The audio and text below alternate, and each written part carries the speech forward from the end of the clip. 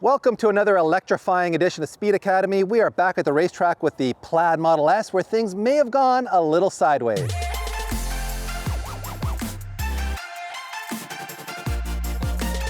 We are back at Toronto Motorsports Park, and the last time you saw this car, it was stock and we ripped some laps here. It is now 10 days later, and Sasha and his team from Mountain Pass Performance have modified it a fair bit now, including those competition dampers.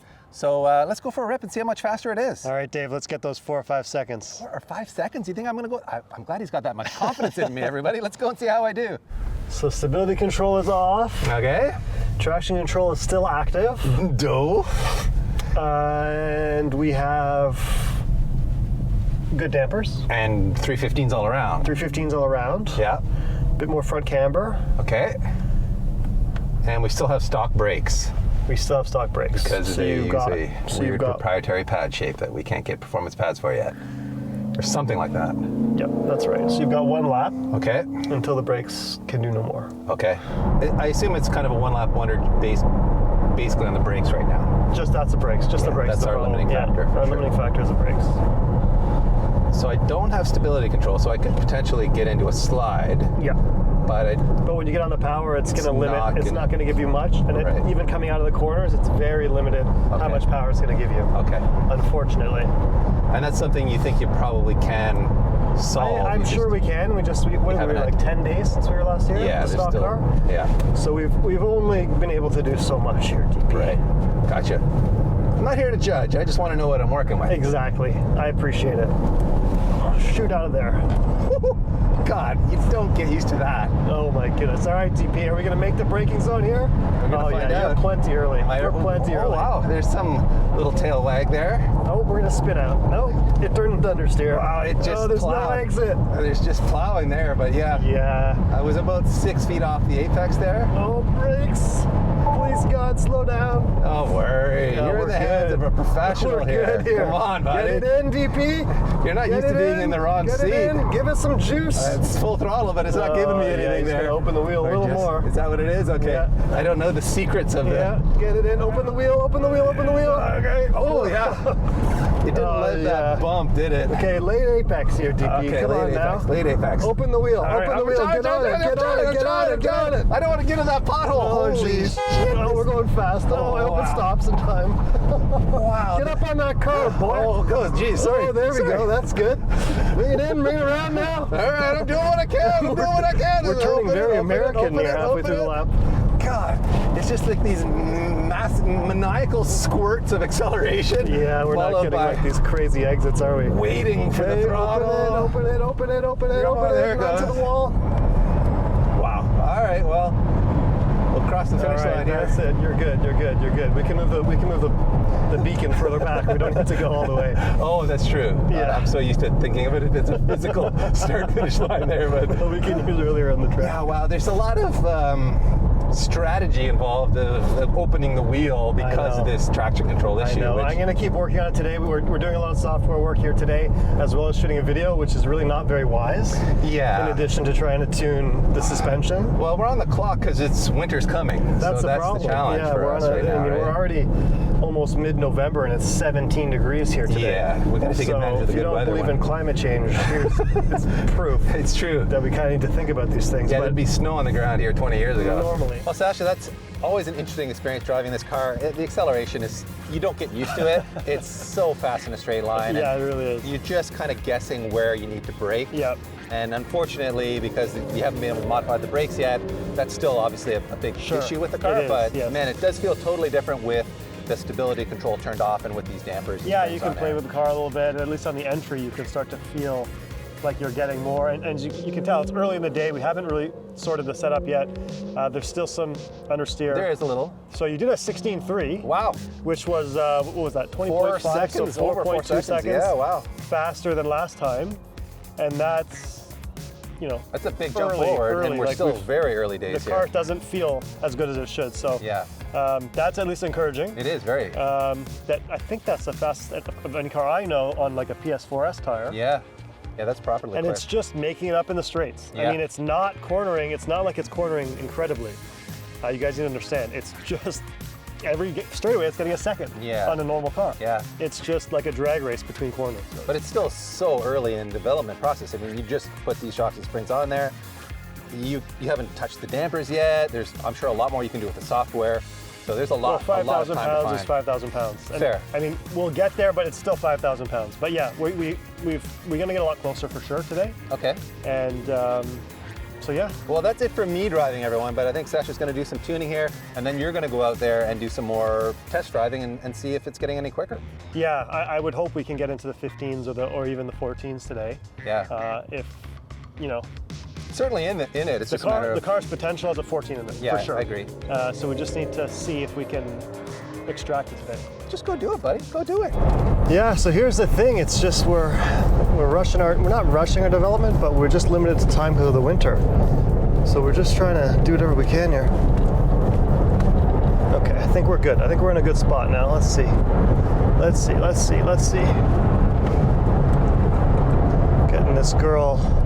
Get this girl to rotate, boys and girls. Oh, now it's starting to feel better. Oh yeah, now we're talking. Yes, that's how the car should feel. Oh yeah.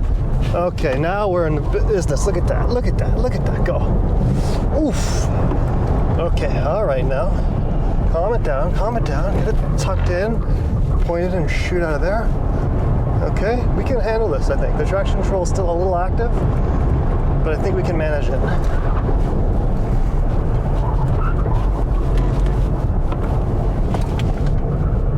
We just have to really manage the understeer. No, it's still limiting a lot, the exit. Transition's still a bit sloppy, so there's still work to be done, don't get me wrong.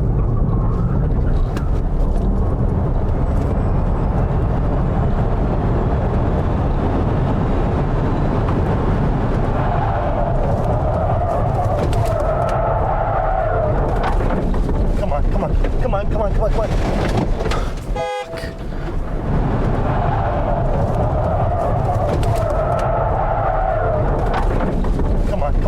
on. Come on. Fuck.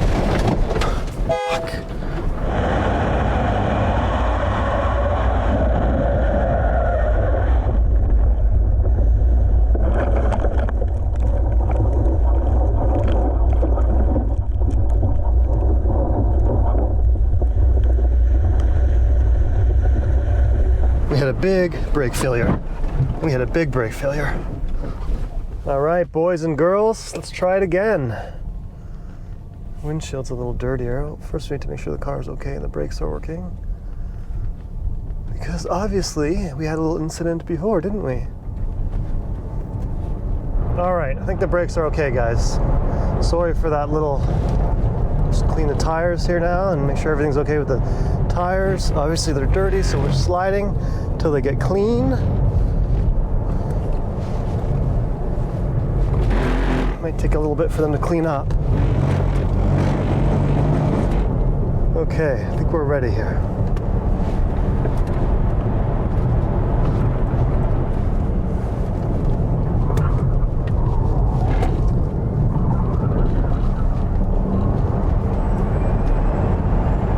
All right, let's try this again.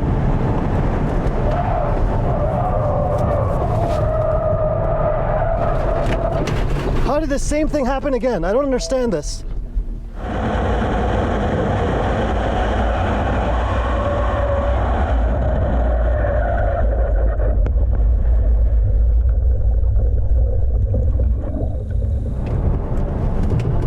It's braking in a straight line fine with the ABS. There's literally nothing wrong with this car. And then I go there and I spin out and the car loses control. What? It hits this one bump in the road and then the tires lock and it totally loses its mind on where what it's doing. I've never in my life seen something like this before. I don't know what to say.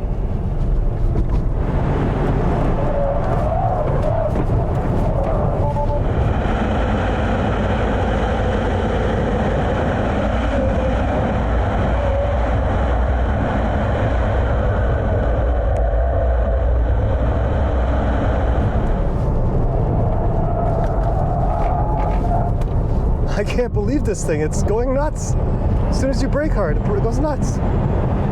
Maybe it's ice mode? If I brake gently, it's okay?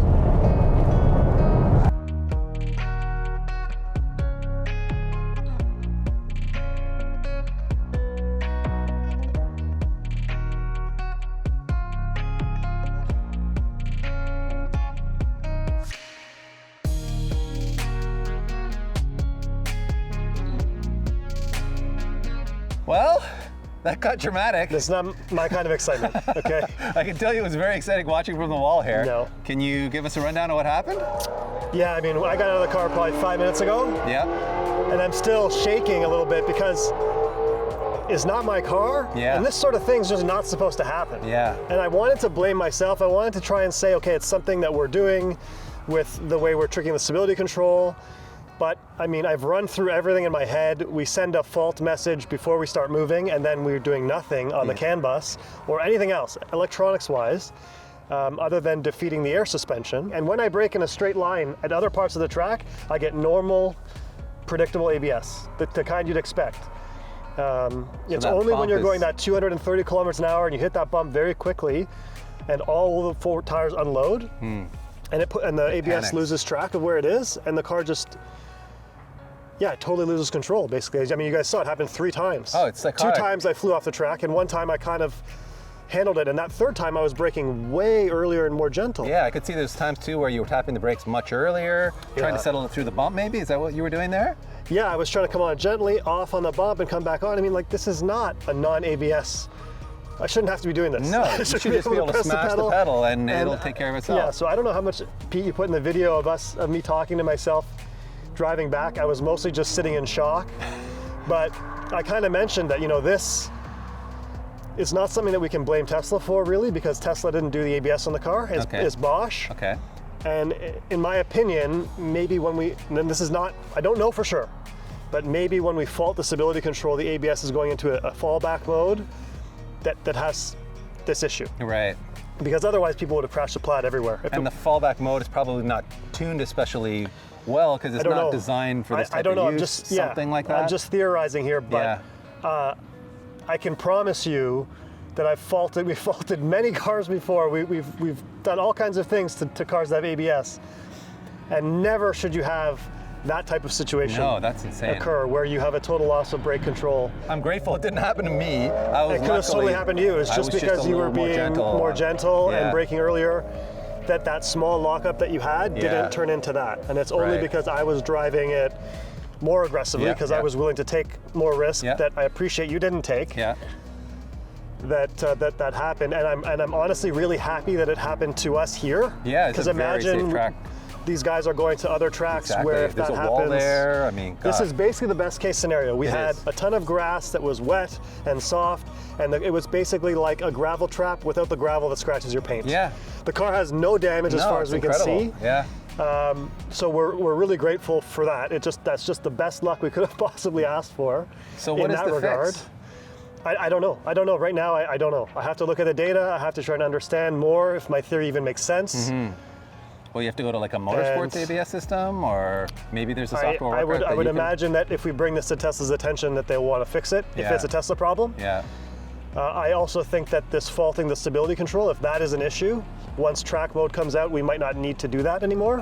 So that might just be the compromise. Okay.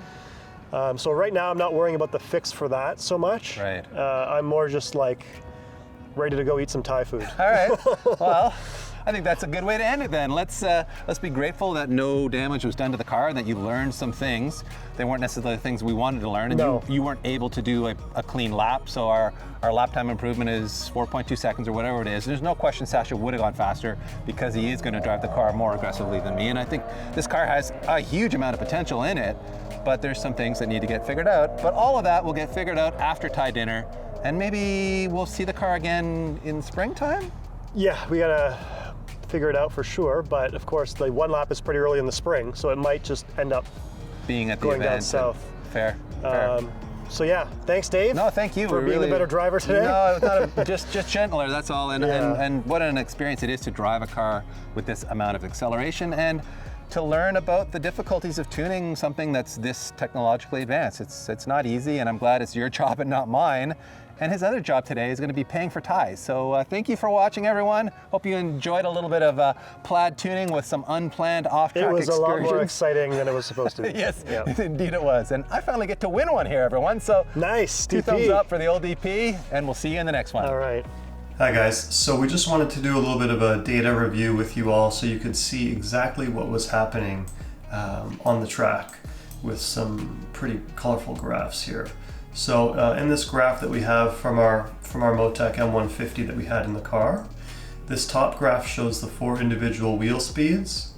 The next graph shows the 4 individual brake torques. The next graph shows the brake pressure that the driver is putting through the pedal, through the hydraulic system. And then we have vertical G-force and longitudinal G-force. So this graph ahead of us here is a normal ABS application, and you can see that just as the driver ramps up the brakes, the individual corners, the brake torque starts dropping as there's a dip in wheel speed. Interestingly, the rears lock up first, and then there's a big reduction in rear torque, and this kind of sawtooth pattern just continues as the brakes apply and release to keep the speeds, you know, a few kilometers an hour below the actual speed of the car. And that's how ABS should work and how it was functioning literally 1 minute before we got to this corner where there was this big bump. So now we're kind of zooming into the, this was the 3rd time it happened when I managed to stay on the track. But basically what you can see happens here is even early on in the braking zone, the rear wheels start locking. So we've only been on the brakes now for a couple of tenths of a second, and already the rear wheels are about 10 kilometers an hour before the fronts. And normally here we would expect to see that the rear brakes would start to release pressure to unlock themselves. And for some reason, some kind of bug, we believe in the Bosch ABS, there was no action taken. The ABS was responding very sluggishly, and that allowed the rear wheels to lock to basically 80 kilometers an hour below the actual speed of the car. And so at that point, it's basically like someone's just pulling the e-brake, and the back of the car is just trying to swap ends constantly, and it's very difficult to keep under control.